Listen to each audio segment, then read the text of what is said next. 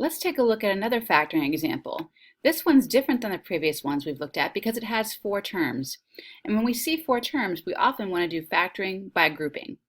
Let's group the first two terms together and the last two terms together. So we'll group these two terms together and these two terms together. Let's begin by removing the greatest common factor from x to the sixth minus 2x to the fourth. And the greatest common factor would be x to the fourth.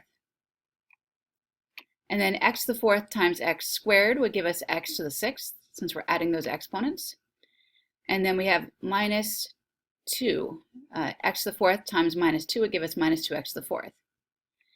Now let's remove the greatest common factor from our other two terms. And we're actually going to remove a negative 8, so we'll factor out a negative 8.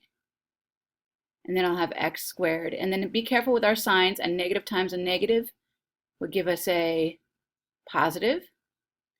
And notice that these two factors here are exactly the same. That should happen if you do factoring by grouping correctly, and that's the correct procedure for that particular problem.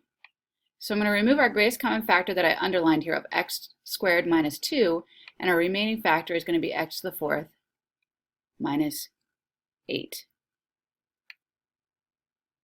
So our final answer is x squared minus 2 times x to the fourth minus 8.